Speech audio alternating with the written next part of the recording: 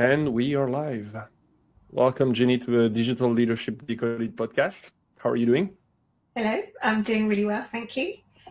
That's great. How people can see us on Twitter, LinkedIn, and YouTube. I'm going to introduce you a little bit so people get to know who you are. I wrote a little thing. So today we have Jenny. She's a seasoned Agile and Product Development coach, trainer, and facilitator. So you transitioned from a background in psychology into the world of Agile and business agility. Starting your career in the mid-90s, you spent a decade working on large-scale projects across Europe banking sector. Quite interesting to learn about that. You embraced Agile methodology in the early 2000s, leading delivery teams and pioneering new collaborative practices. You're a vocal advocate in the Agile and behavior-driven development communities. You took your expertise to the next level by setting up your own business in 2011. And since then, you have empowered organizations to achieve greater agility and high-performance team through your coaching, training, and facilitation services. In the recent years, you have focused on fostering diversity and psychology, safety within teams, helping them unlock their full potential. You're a firm believer in collective intelligence and inclusivity. You're also an enthusiast of Lego serious play, a facilitation method you believe has limitless potential to unlock profound insight and outcome. You're driven by seeing team and individual flourish and especially interested in the power of diverse mind. So welcome again to the Digital Leadership Decoded podcast and for accepting the invitation. Thank you. Excited to be here and thank you for that lovely summary. Did that make you justice? Yeah, it was really nice. Yeah, I'm going to steal it for my own bio. That's good.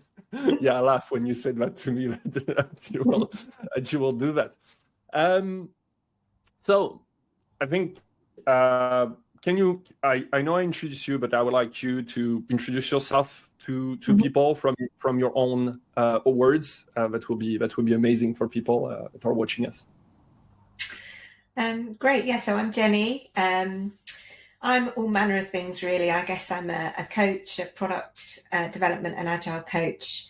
But most of the time I'm working in spaces where I'm trying to help teams work together more effectively, to collaborate more effectively, or to just kind of reach their potential, whether that's individually or as a team, and be the best that they can be. So yeah, that's kind of what gets me out of bed. And then more recently, I guess I've been really lucky in that, Phil mentioned my psychology roots, through having built up a portfolio of clients over the last year, few years. I've been getting more and more involved in the team side of things in terms of high performing teams. So that's been a real pleasure as well. So yeah, that's me. So I guess my first question, and before we dive down into leadership, how did you transition from psychology? Because there is a lot of people that are questioning, they're not necessarily from an IT background, they're not necessarily from a technological background. And they're always questioning, how can I transition to technology or to the world of, agile or product? So how that transition happened to you? And is there any advice you can give to the people that want to do that? Well, I just sort of fell into it, actually. So when I graduated with my psychology degree back in the early 90s, we were in quite a recession in the UK, and there really was I left university with quite a lot of debt, didn't have very many options. So I was just feeling my way, didn't know what I was going to do, what I was going to end up doing. And I got a temping job initially as a tester, and then got taken on full-time at an American company called Perot Systems, run by Ross Perot. And I guess they saw some potential in me, and they sent me on this boot camp to Dallas for 4 months where I got sort of techified, which was quite an experience. So yeah, 17 exams and C programming late into the night and all sorts of things. And then from that was part of like a 2 or 3 year program. And from that, I ended up consulting at various things around Europe. So I had loads of different roles. I started out specializing in testing. I was a test manager, and operational testing, all sorts of things. And then more broadly into the delivery space. So then I started running a team of business analysts and then developers, and so it sort of grew. And so, yeah, in terms of a way in, I think testing is actually a really good way in if you don't have an IT background.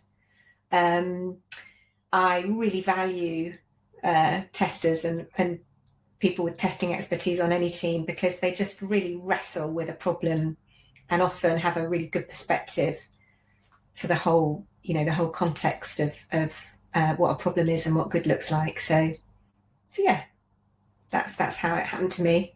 Are you still there? I've lost you, Phil. I guess we're waiting for Phil to join back again. Should I leave? Back. Sorry about this. Sorry, I was cut off. I'm back. I'm sorry about that. I hope it's not going to happen again. So I missed part of it. I know you said about testers. I think it's a good thing that you're recognizing the testers, because sometimes they're not seen the right way. In a development team, or because they're the people that bear the bad news. Yeah, and I guess nowadays the role of a tester is quite different to it was when I started, and I think that it's even still got a bad perception now, in that they're at the end of the process, sort of catching all the bugs and being the police, and that's actually any kind of good tester is not doing that at all. They're really integrating themselves into the process. They're working ahead. They're hopefully writing tests that are specifications as well. They're much more integrated. So when it works well, when you've got people with the right skills and stuff, they can be extremely useful.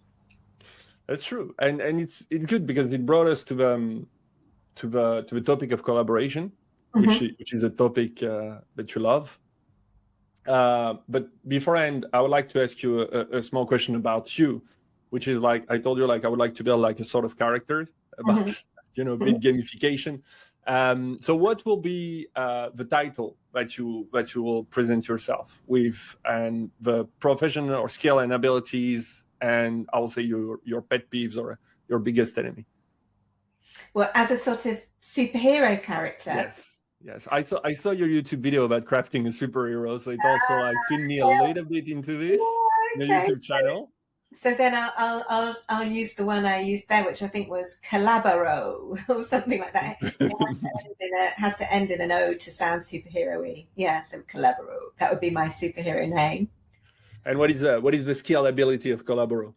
Collaboro is able to spot the potential and the knowledge and the diversity in others through their special Collaboro senses, and bring them together so that they can properly work together and co-create and produce something that is bigger than the both of them. So Collaboro is able to create the environment and the space, and is really interested about all of the wonderful things that all the different parties can bring, and then helps be a catalyst and light a flame that makes that awesome collaboration happen. Okay, and what is your enemy or kryptonite, or what is the thing that you don't like? Enemy. I guess my enemy is, so I'm quite a silly person. I am, quite smiley. I always want people to enjoy themselves, and I guess a lot of that's coming from me wanted to be accepted and wanted to be liked. So my enemies are the ones that don't smile back, or seem very serious, or have the camera off the whole time, depending on whether it's remote. I have lots of tactics and techniques to bring them in, but naturally that's my enemy, who I have to work hard to soften up. Don't let me lose you again. Are you there, Phil? Hello, you're back. Yes, I'm back again. Sorry about this. I switched to my... Oh, you've gone again. I'm gone again? Oh, no, you're back now. I'm here? Perfect. Sorry, the live. That's sorry about that, about the live problems, the live issues. So yeah, about the tactics that you were talking about how people what do you do? What is your thing for people? We have a lot of people working remotely. I think it's quite interesting to know, how do you make people turn on? So I think you're asking me, how do I make people turn on my cameras, but I'm not sure if you're hearing me. So are you back? Yeah, you're back again. It's Yes. very wonky. Yeah. Yes, totally. Yes. Yeah. How do people turn on their cameras? Yeah. So I guess it's something that is useful with any sort of workshop facilitation. It's useful to set expectations at the beginning.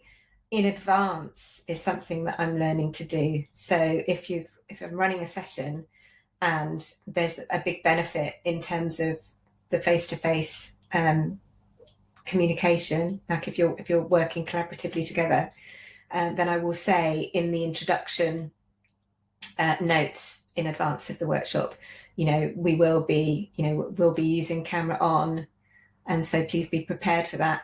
And sometimes at the beginning I'll say that, and also it can be very tiring to have a camera on for a long time and be nodding and giving your commitment. It can be very tiring for a long workshop. So I often say, we don't need the camera on the whole time, and often give breaks from the camera, like say, okay, turn your cameras off, this bit isn't important.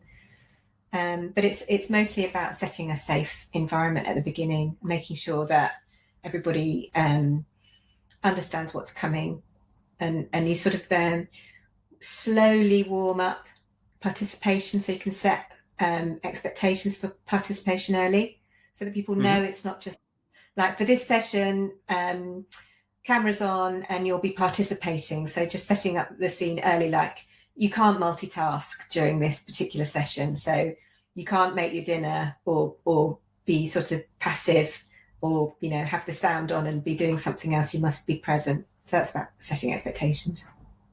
And is it, and you said, like, you were saying that before, so is it like kind of preparation to the workshop, or is it just at the beginning of a workshop? Both, yeah. Both. So it's quite important, if you're pulling people together, particularly if I'm doing this for a client and they're people I've not met before, to introduce myself, set expectations for the session, let them know what they need to do in advance, that they need a decent camera, that they need to be able to use Miro, that they need all of the things that they need, and what's going to be expected of them, and the agenda, and that there'll be regular breaks. All of that stuff helps people be prepared when they show up. Great. And so since we were talking about the topic, about all of that, I think it's a good time to ask you a question. What is leadership then for you? Because you talked about tactic on how to bring people to do a certain behavior. So what is leadership? What is digital leadership? How? So I'll take the first one. So what is leadership? I think, let me take that in the context of sort of digital first of all. And if we think about, reading your background stuff about product owners and BAs, and about being a digital leader, everybody being a digital leader. So for me, it's about setting an example on a number of things. So being a collaboration catalyst is a good leader attribute. So you're going to be the one knocking down the doors, bringing in the stakeholders, making a case for collaboration, and making a mindset for properly working together on challenges. So be a catalyst for collaboration would be one thing. I guess the other thing would be a value hunter. Be looking for the value, focusing on outcomes, changing language to language based on outcomes rather than features. So a lot of it, I think, is about creating a mindset change and being a kind of pioneer for those things, so like a product pioneer. So I think that's important. The second aspect of leadership, in terms of what that means to me, is being prepared to be vulnerable, prepared to be wrong, to get the most out of everybody on the team. And that means creating an environment which supports that, which is an enabling environment, which creates safety and all of the other things that I'm passionate about. So I guess that's two sides. And so you said about value hunter, and I think this is more like from a business perspective, like it shows more of a business perspective. You show also the personality perspective. Did you, was it easy for you to reach that point? So because you're doing collaboration and all that, so you have to lead people in a certain way, to reach a target that you want. Was it easy with your background, going into tech, IT, like starting to lead team? Was it easy to take control of that role? I guess I never found leadership as a thing a challenge. So I think I've always been a natural leader, not always in my favor. When I was starting out, I'd be kind of like, I want to speak, I want to speak, I want to speak, I want to speak. I want to speak, wanting to take in and jump in and take the lead. And I always had a clear sense of what I thought was the recommendation, or what I thought was right, or what I thought was the answer, which could be a really good thing, but that can also be, it can also mean that you miss other people's ideas. It can also mean that, you kind of jump in too actively and take the lead too early. So I never found leadership itself as a challenge. I think particularly because I enjoyed bringing a team together and helping us all pursue a shared objective. So I think I did that quite naturally. Things like bringing in stakeholders and being a collaboration catalyst. So for me, that was happening quite separately to being a leader, because I was a leader before Agile was even a thing, right? So, some of these practices around collaboration have happened later on in my career.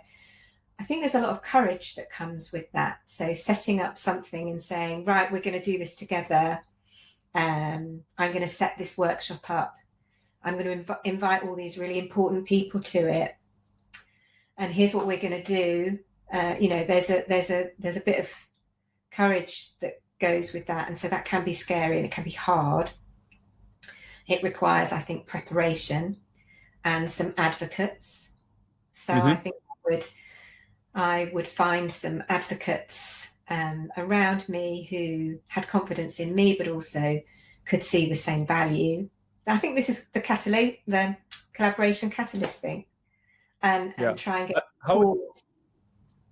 Yeah, and how did you find, like, the first time you had to do that? Because you say it takes a lot of courage. Like, do you have a story of where you're like, this is the first time I'm doing that, and it's like super scary? Yes, actually. So this is going back, I guess, 13, 14 years, and we were building a brand new flagship product, and it was pulling together all of the different elements that different parts of the organization had. So we'd recently acquired a number of different companies that all had similar products, and so we were starting again with a new flagship product, and there was a lot of politics, a lot of complexity, lots of different opinions, a global thing, so people coming across the world from different parts of the country, and we were all a bit stuck in terms of how to take the product forward and how to prioritize the first version of it.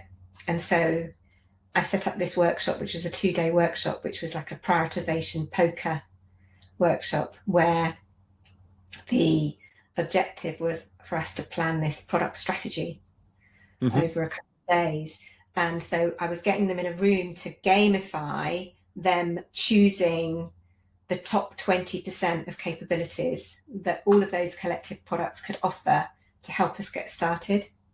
And so it was quite a new technique that I'd seen in this Agile workshop thing. I still don't even know if many people have heard of it. Quite a new thing that I'd seen, and I just thought, I'm going to give this a go. This is going to work.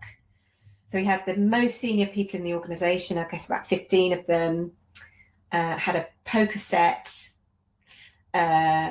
all of these capabilities all printed out, laminated, 100 of them, a big room. There was loads and loads of preparation that went into it, and I was extremely nervous about how it was going to go, because I just didn't know whether they were going to play. Just didn't know. But they did, and it was quite transformative. The technique itself is really awesome. Since then I've used it hundreds of times, but it was really transformative. And I had some of the executives coming up to me afterwards saying, I'd love it if you could run one of those sessions for my team. And it just really showed the benefit of and the power of collaboration, because there was a bit of a kind of there was something holding everybody back from actually doing it, because there was so much complexity and so much difference of opinion. So there's a bit of a theory of, well, what, we couldn't possibly go into a room and sort it all out because it'll take us weeks. And you kind of think, well, yeah, but if we don't do it, we're going to spin for months and maybe years and get it wrong. So I believed in that really passionately. And so, yeah, it was, at the time, it was a big success, but I was terrified.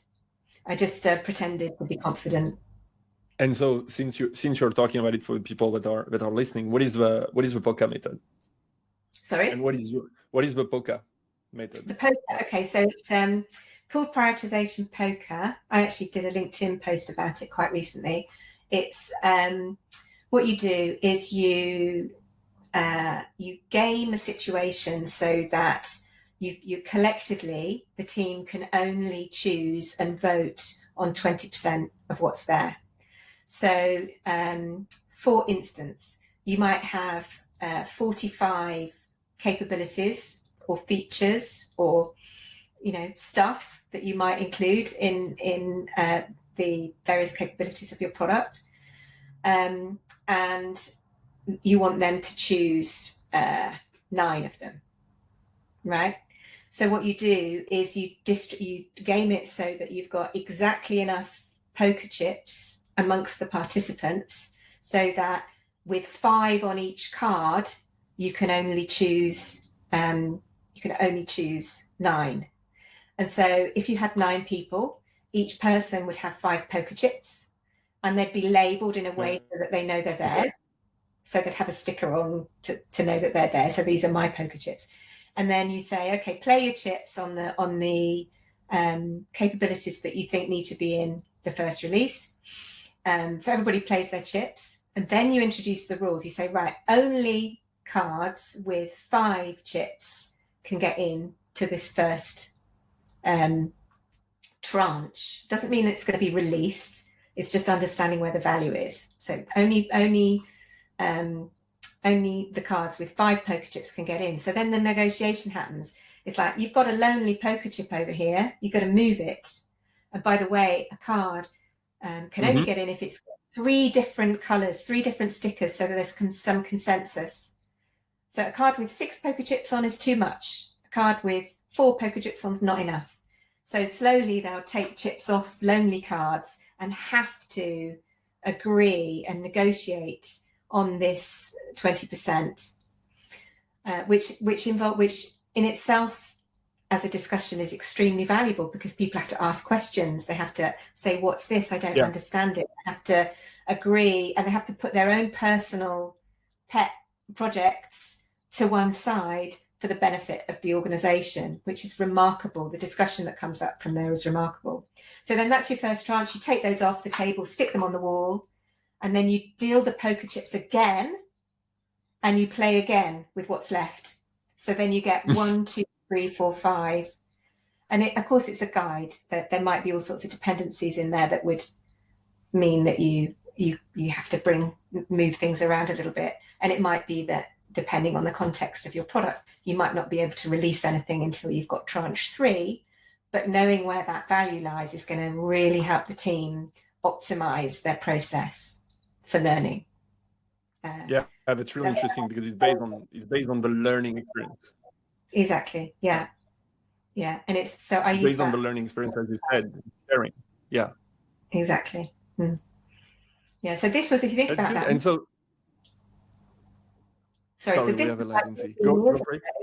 This is quite a few years ago. So you think that's actually something that I did years and years ago, and it's still something that I use now. That's amazing. And so is this when you discovered your passion for, collaboration and going more into that, or did it come later? I think I already had it to an extent, but I think that was a bit of a moment where I thought, wow, that worked. And these senior people were ready to play, and they loved having the poker chips in their hand, and they enjoyed it. They got a lot out of it, and you could really see the collective benefit of getting the alignment in the room. And it took 2 days, so we spent almost the whole of the first day getting that first 20%. And then it sped up on the second day. And then we had the architects come in on the second day and look for dependencies and things like that. But just the alignment that comes out. And you think about what often happens if you don't have that collaboration. You've got silos and independent conversations, and they're happening all over the place. And I just don't know how we would have reached that alignment without it, if you see what I mean. So yeah, I think that the powers of it demonstrated to me at that point. That's amazing. And thank you for sharing the tools, so that way we have a full length of from the story to the concept to the tools that people can use. And so we were having a discussion about that. And so obviously you like to have fun, and I see that gamification is a big part of what you do. And I know we're gonna touch into the Lego thing, but just before that, how much do you think like gamification has I would say like power inside, or strength inside your leadership, inside collaboration, inside everything you do? Like how much do you include that? I don't know if I give it the label kind of gamification so much. I just think it's about people being engaged. And I don't think that we should separate work from fun.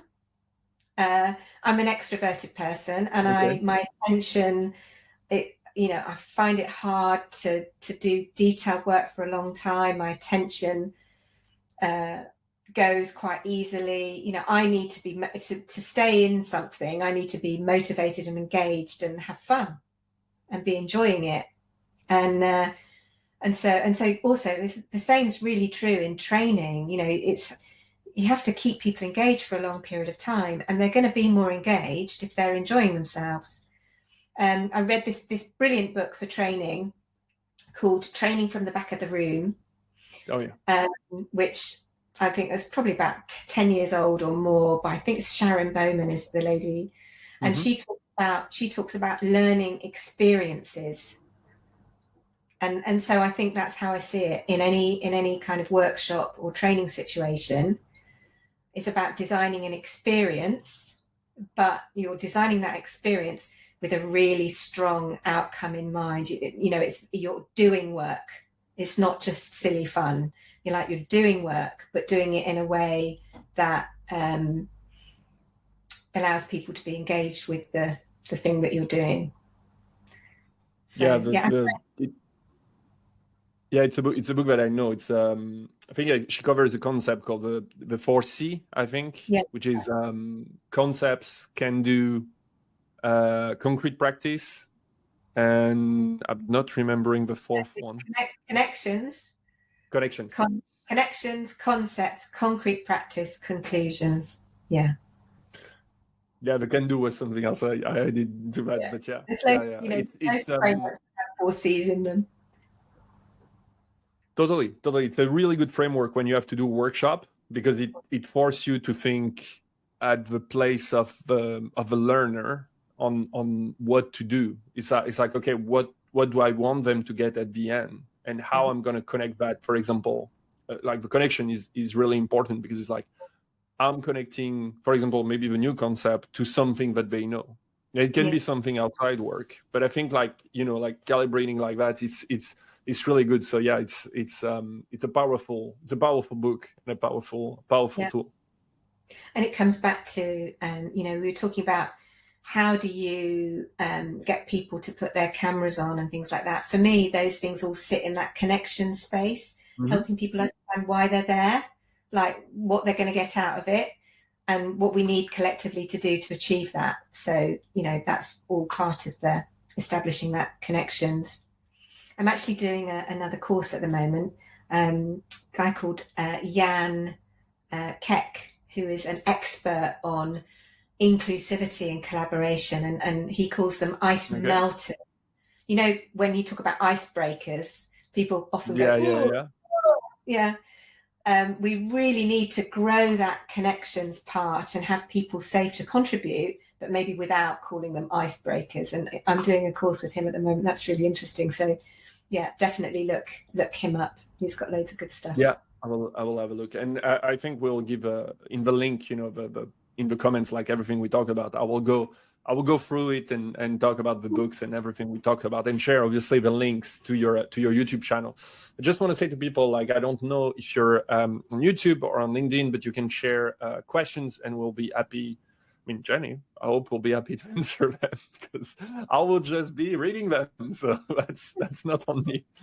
And so we were talking also about, because you talk about inclusivity and that you're doing some work in that, you were talking about what you care is about leading with compassion. Can you share a little bit about this? Yeah, so I've just recently started a post-grad certification on the psychology of compassion and well-being at work, which I'm just delighted to have had the opportunity to do. And so, yeah, that just really spoke to me. That I think I mentioned the last few years, I've been doing more and more work with clients around high-performing, happy teams. I've always, I think, been quite a compassionate leader. I think 20 years ago, when I was starting out, that's actually a bit longer ago than that, I was often accused of being too people-focused. Even though my teams were really doing extremely well, and I was still accused of being too people focused. I remember. What does that mean, to people focused? Yeah. But Jenny, this is about the business. This isn't about the people. And I'd be like, okay, the people are the business. The people are the business. What? And I think back then, it was very much sort of leave your feelings at the door.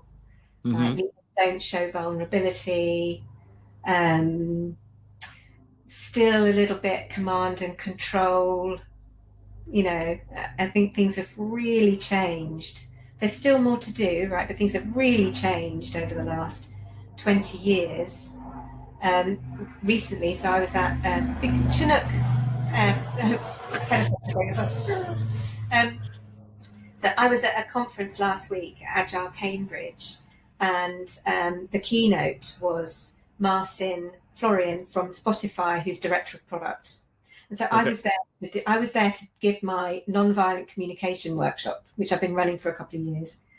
And he set it up beautifully for me, because he talked about the values at Spotify and about compassionate leadership.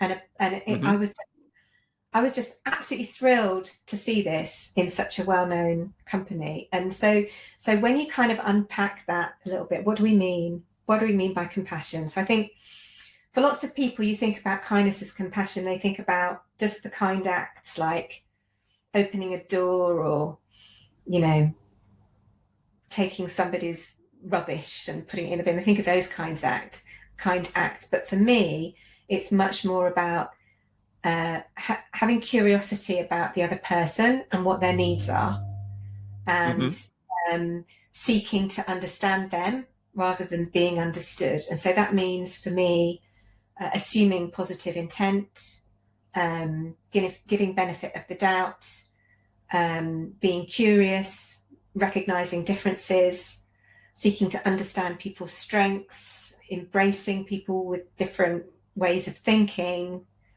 obviously not blaming, trying to promote an atmosphere of trust and safety. Those are all things that I think are about compassionate leadership. What was interesting in Marcin's talk, because he was making this differentiation between nice and kind. So I think people think that nice, sometimes you might equate that to be being a bit soft or a bit fluffy or a bit of a pushover. Whereas being kind can sometimes be really challenging, because you might have to give somebody difficult feedback for them to grow. Or you might need to enforce boundaries which are uncomfortable to enforce. And so this whole thing, soft skills. I'm really liking some content I'm seeing at the moment about soft skills and why do we call them soft skills? Because it almost suggests that it's a weakness or that you can't be powerful. And I don't mean powerful in terms of power from above. I mean assertive and strong, particularly as a woman. You want to be strong. You don't want to be soft. Skills are often associated with women. So compassion for me is about all of those things whilst not compromising on your integrity or not losing boundaries that are important to be there, and voicing concerns and being strong. And what is, I guess sometimes we understand better by understanding the negative. What is not leading with compassion? What do you feel like certain behavior going both ways, like in terms of compassion, that is not leading with compassion? What is, do you have examples? Or yes, I think it's the old it all comes from extrinsic motivation versus intrinsic, right? So extrinsic is the carrot and the stick. So the assumption that people are going to be motivated by status, money, fear, those are all extrinsic things. So the old school command and control model for leadership is very much about those things. It's very much about exerting control, about almost being feared, about if you work really, really, really, really, really, really hard, we'll give you a massive bonus, but you're expected to work really, really, really, really hard. Otherwise you don't fit in here. Like, you're expected to be at your desk until 8 o'clock at night, whether I see any output from you or not. That culture of excessive working hours or blame, that kind of command control culture often comes with finger pointing. And it's the downside of accountability. In lots of those corporate command and control environments, it's like, you need to be accountable. Well, what do we actually mean by that? It means if this goes wrong, you're to blame. And so more compassionate leadership for me means a more collective responsibility and an assumption of good intent, and it's okay to fail. If you can fail with good intent, and it's the team's responsibility, we'll pick each other up and learn from it. And do you think there is like something like too much compassion? No. There might be too much nice. Okay. But I don't think there's passion. Yeah. What do you mean by too much nice? So I think it's this distinction that Marcin was making in his talk last week, which is being nice is sometimes to serve somebody else so that you're liked, or so that things go smoothly, or so that so that the situation doesn't erupt, or that even if you get the outcome that you want, that might be being nice. But being kind and compassionate isn't that. That's just, it's more like a whole mindset and an approach about valuing other human beings and what they bring, and helping understand each other. And I just don't think I don't think you can be too much that. No, it's good. I like we talked about it, because there is a misunderstanding, about what is compassion, and especially in the workplace, because there's still, as you said, I studied also quite some time ago to work, and it was what you said, command and control, which was, the review at the end of a year. It was you were not understanding what you were asked for, and that was just that you just have to do it. It's just the way it was. And but it's good to see that things are changing also. But that I like the separation that you made between compassion and being too nice, which is, as you said, is trying to fit, or trying to please someone without maybe regarding other stuff. And I quite like that. Yeah. And so in leadership, sorry. Do you think it's missing in leadership right now? How do you feel about the state of leadership compared to that? I think it depends. So I work with lots of different clients and lots of different companies, and the cultures are very different. Some of them are very similar to the environment I was working in 20 years ago. Those tend to be the more, I guess, some of them have really more progressive cultures. There's still a lot to do. There's still a lot to do. You see environments are very different to how they used to be in terms of well-being, right? So you'll see that people can walk around the office in their bare feet, and there might be a little dog come in, and there might be, beers in the fridge and pizza on a Friday, and all of this stuff, but there could still be toxicity at the top. And if there's that at the top, it's very difficult to properly embed that culture change. And similarly, I've worked recently with some big organizations like financial services companies, perhaps bureaucracy, and have lots of corporate stuff going on, but have really supportive leadership that helps people reach their potential.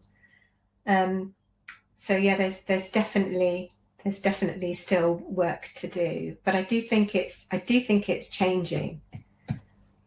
Yeah, so whereas psychological safety was a thing 10 years ago and well-being was a thing 15 years ago, I think kindness is going to be the next thing. We got a first question that is on the topic by Nate. Not Dark, sorry. So a lot of engineers are introvert who might prefer to collaborate using a good tool or process. Are there any special challenges for an extrovert creating a good collaborating environment for introvert who might prefer more rule-based collaboration? I think that's a good question. That's true. Yeah. Like this introvert, extrovert, like how do you handle that? I love that question. Because so I'm an extrovert, right? So imagine myself 10 years ago watching a video. I can't remember her name, I'm afraid. But she did really famous talks about introversion, and it was a big slap in the face for me. Like, doesn't everybody want to work like this? Doesn't everybody want to collaborate? It was a big wake-up call. And so since then, I've been much more curious and deliberate about there's a thing, inclusive collaboration. What's Sally Ann Freudenberg and her colleague, who I'll refer to in the chat or in the comments afterwards, wrote this nice little book called Inclusive Collaboration, which I think was about 5-6 years ago. You can probably still find it, find the website, which has got lots of different collaborative practices which help bring in introverts. So yeah, there's lots of different techniques that I use to help with that. One of them is called brain writing, which is a silent practice. I think include time to think and silence. So even if you're using Post-its, give some time for somebody to work alone first, so that it's not kind of everybody leaping up. So that is definitely something that helps. Also, giving out information in advance of a session and afterwards, so that people who are more deliberative and want to kind of sense check their thoughts in advance have time to do that. So, I was talking about me being the extrovert. I want to speak. Yeah.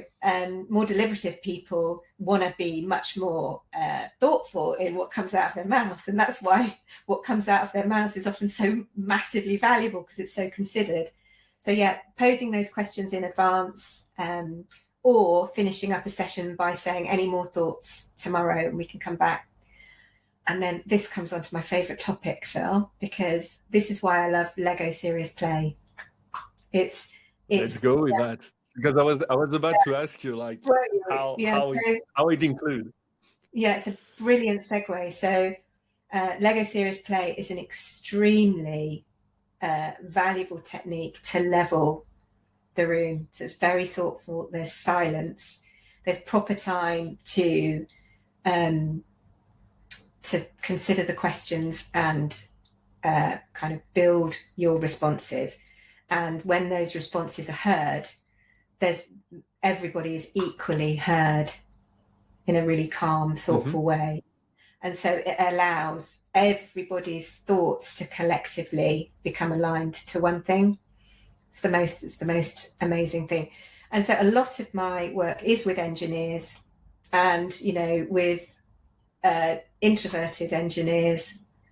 I've actually feel extremely comfortable with a bunch of introverted engineers. It's like my crew.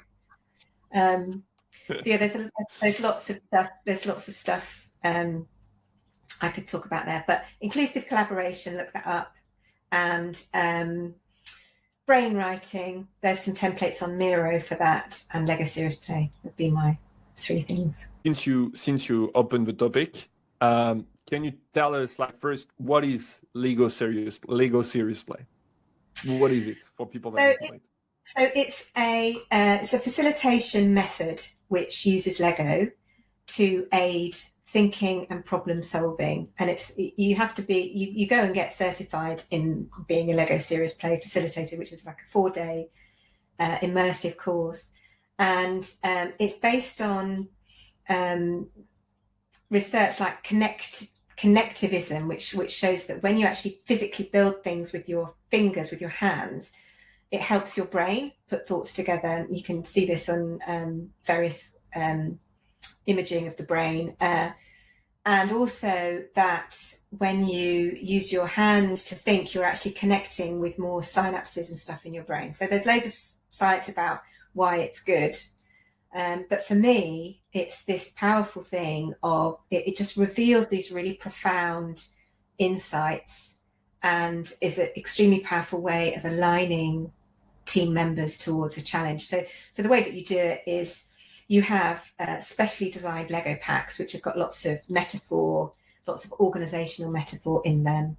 And you pose a question, which might be, how do you see the product in 5 years' time? It could be sufficiently vague, or it could be build a model that represents you at your very best, or it could be build a model that represents psychological safety. You can use it in all sorts of different ways.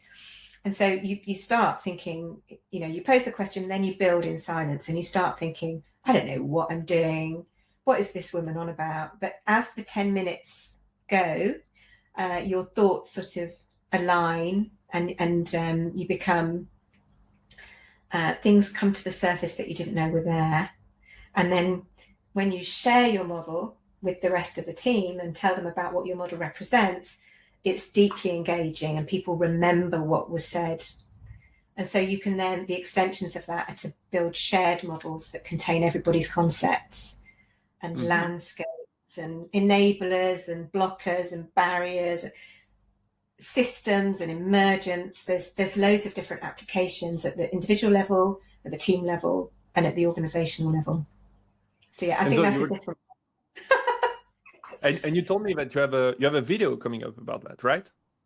Yes, I'm working on it. So on my YouTube channel, I'm gonna publish probably an hour-long overview. So actually going into the method and the applications and showing lots of photos and even some videos of how it works.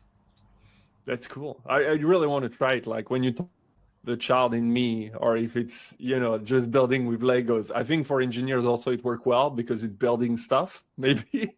I don't know. It does. You get the, in the Lego Serious Play kit, you get gears and wheels and, spinny things.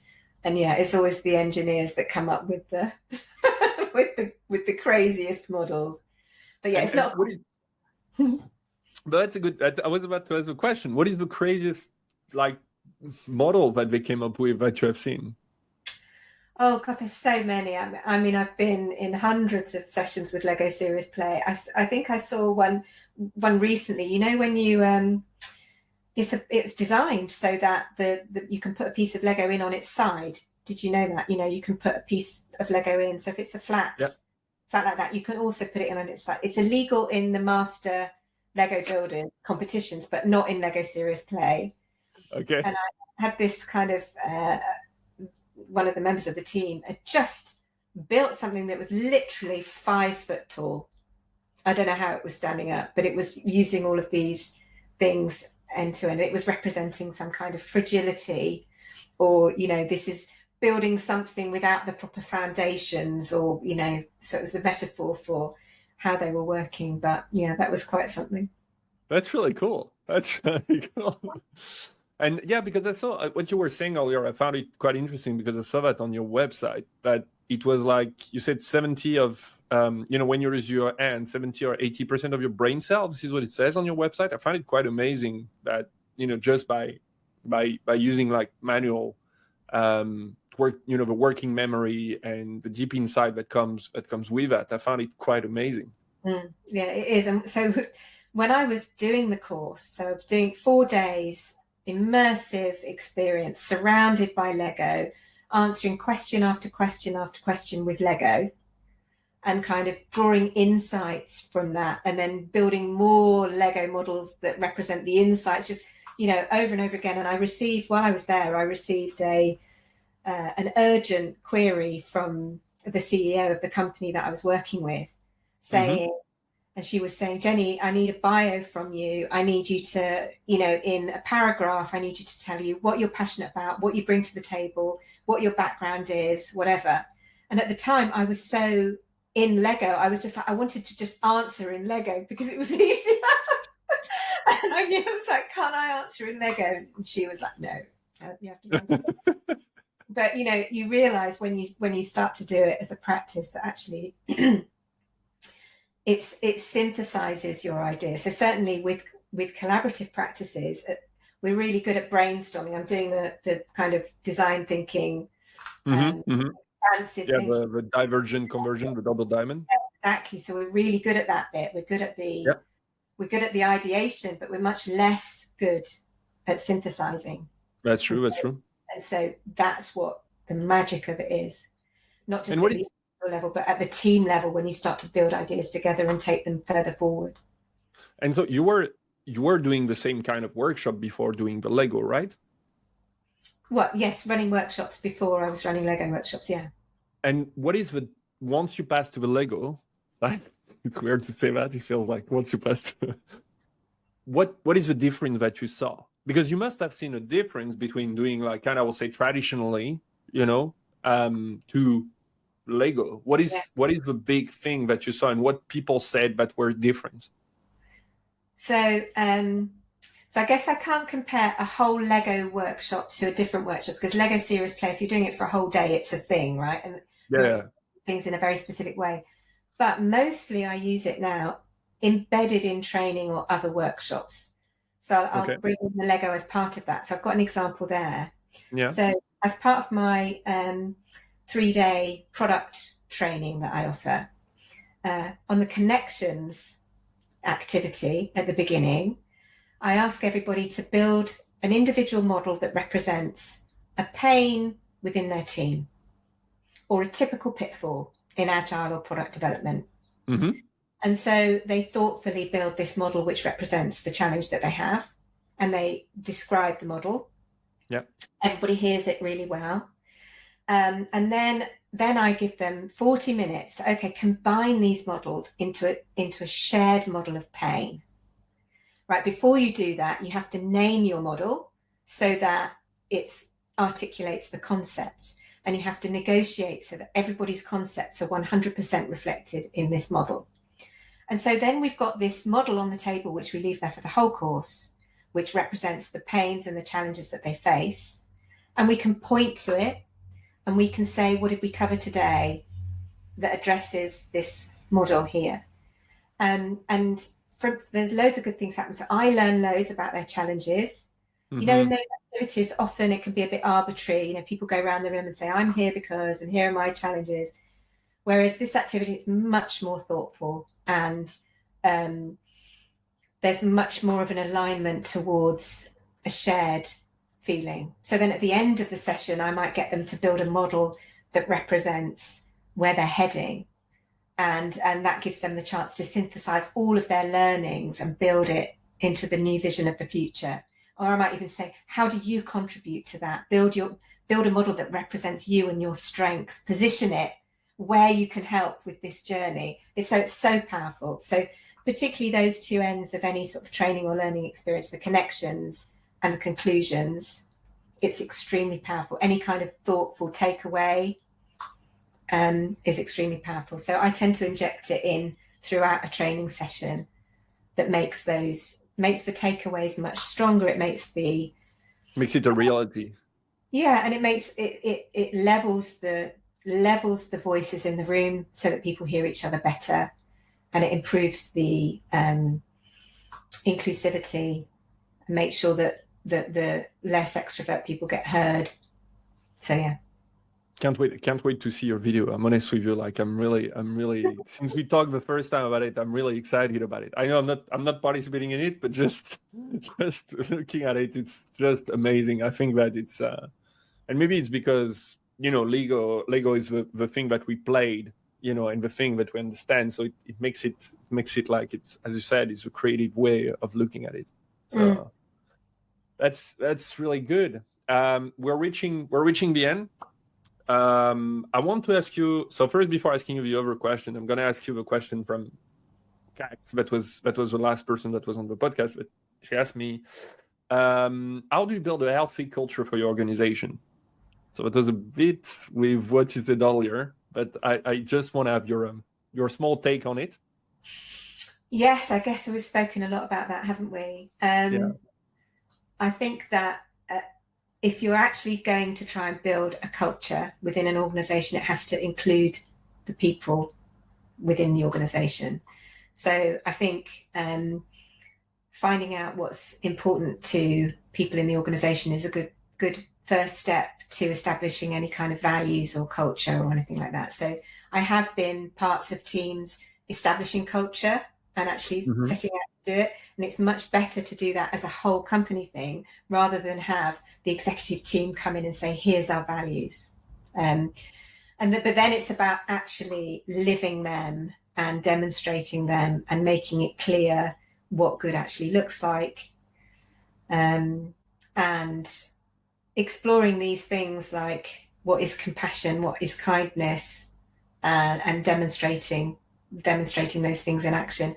For me, one of the most important contributors to culture has been techniques that help people explore their strengths. Okay. So building on the strength. It's building on the... Yeah. So there's this really awesome thing that I use called strong suits, which you can also see on my YouTube channel, which I saw this. It's with the cards, right? Yeah. And that's a really cool video on how to use them. I will try to make a link to that also. I look into it. It's really nice. Can you explain just the card, the way they work? Because So I've got some here. So these strong suits cards. There's 52 of them. They all represent strengths. There's 4 different suits which represent different communication styles, and each one is a strength. So this one I've just pulled out, pace. I can't see that. Pace, yeah. I work at a fast pace and can react to new information quickly. So that's the strength, which means pace. But if you flip it around, it's got the overplayed strength, which is I can seem impulsive to others. Your video on YouTube is really good because you show also how to play. You explain how to play. You show the cards and everything. I recommend people to look at it. I didn't know it, and to be honest, I found it. I like the overplay of this. Yeah. Of your strong. You know, it's kind of, if you overplay it, what can happen also. Yeah. You talked about analysis. I think it was the example of analysis. I think the first example that you had.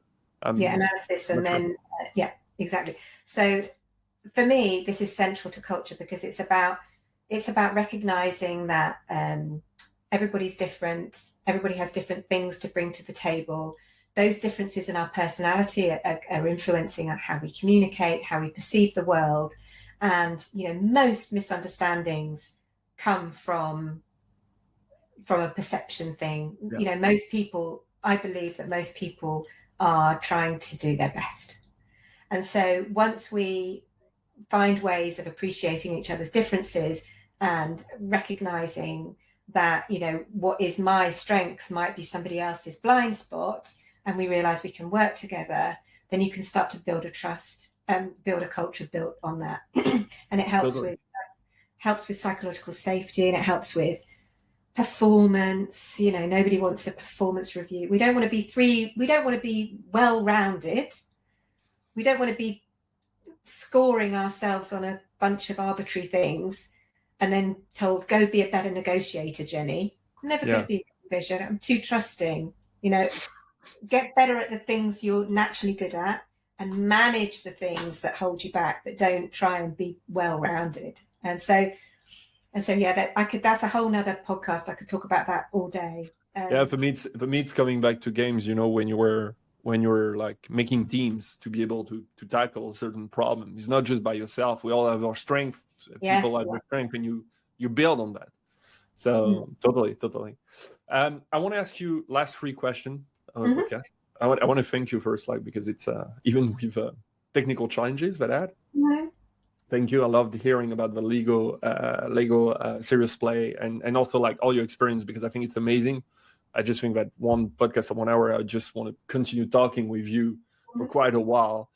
Maybe it will be another podcast. But so if I ask you the 3 questions, what will be your legacy or lasting impact, you know, in leadership and in what you're doing in collaboration?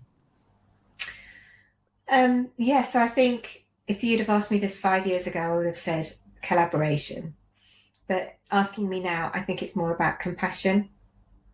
And even just, you know, I'm getting old now. I start to think about, what do you want to do in life? Do you want to kind of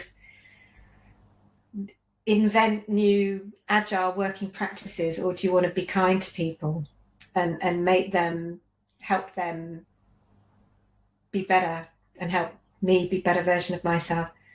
So that's it. I just want to be kind and to help others flourish where I can help. I love that. That's it. Any leader that you follow, or book, movie, TV show that you can recommend for new leaders? Well, so Marcin Florian, I would like to tag him because that's just been so refreshing for me. He's from Spotify. In terms of the culture of kindness. In terms of books and stuff like that, I guess we talked about intrinsic and extrinsic motivation. There was a book, Drive by Dan Pink, written, I guess, about years ago now. I think I think that's just a really nice way of summarizing how people behave and what motivates them. So I definitely recommend that. Psychological safety, so The Fearless Organization, Amy Edmondson. Okay. I tell you what, The Little Book of Kind. What is The Little Book of Kind? Yeah. So this is one of the things that The Little Book of Kindness. I can see my camera. Just let me. I'm gonna put you like Little Book of Kindness. Oh, it's cool. David Hamilton. So I think I got that about 5 years ago, and just that made me, as I was doing some research for some nonviolent communication, and now I'm reading his other book, which is 5 Side Effects of Kindness. Which so these are more to do with my course that I'm doing. But, I like that. I like that you have a book just next. You know, like I ask about book and they're just right there. I just love it. So I'm a mixture of like planning workshops and studying and being on calls, and also got it all around me. And my last question on the 3 question for people that are like, starting to have a leadership position, that have been put on a leadership or want a leadership position. What's one piece of advice you wish you received earlier in your career? So I think I did receive it early in my career, but I didn't pay attention to it until later. And it's about listening more actively. So this is probably one of my blind spots if I'm thinking about the 27-year-old me trying to prove myself, leading a team with a really strong sense of knowing what's right. I often was right, but is it good though? Is it good though? but I want to speak. So I think now I'm a really good listener. But it's back then I thought listening was just not speaking. Whereas now I know that listening is about being much more deeply curious about what that person has to offer that might not be the same opinion as I have. Mm-hmm. And I have a follow-up question on that, because I have the same feeling as you, where I was a really bad listener, and I felt a really bad colleague sometimes when I recall myself. Do you think it's just with age that it comes, or do you think there is a way to work it out? Because I have this thinking that, I've been in the field, and obviously, I've seen the mistake I've made. And yeah, I do think it perhaps does come with age, because I think as you feel more established, you feel less need to try and prove yourself. So I think there's definitely a link there. But I think we should practice it more. yeah. Yeah. So active listening 20 years ago wasn't really a thing. We can practice it now, and we can get better at making sure that when we know that we're taking the lead easily, we can get better at making sure that we take a step back or make sure everybody's heard. And so, yeah, I guess I've got another piece of advice, which was to do with having my son, which is a whole different thing again, as a woman coming back to work in a very male dominated environment in tech. It's just about trying not to be, just give yourself a break sometimes. Try, know when to compromise, know when to take your foot off the accelerator, Yeah, that's true. When you have I would say, like, I will not call that priorities, but other things, you start to balance things out differently. Yeah, totally. That was great. Thank you. I guess my first question is that, what is the next person you would like, the question that you would like them to answer? Do you have a question for our next guest? Okay. So how do you be a You still there? I just lost you. Done the question. How do you be a catalyst for collaboration in your organization? Good. I'm sure our next guest will love that. Where can we follow you? So you can follow me on LinkedIn. So Jenny Martin on LinkedIn you'll see my little face behind the Lego. I've got a YouTube channel which is pretty new, but please follow me, because I need to do more content, which is the Collaboration Coach on YouTube, which is the same as my website, thecollaborationcoach.net. So you'll find me in those places. Yeah, and I recommend to go also see your website. There's plenty of information about you, about what you can do with Lego, from collaboration to it's just amazing. There is so much stuff. Like, I knew also that. Now I know that you you trained more than 2,000 participants in total. So I'm pretty sure you're above that. I learned that through your website. So yeah, totally, go see your website. I will share also the link to your LinkedIn. I will share the link to your YouTube. Impatient to have your video about not putting any pressure about Lego. Thank you so much for participating. It was great to have you, and continuing the conversation in another time. Yeah, you're welcome. It's been really fun. Thank you. Thank you.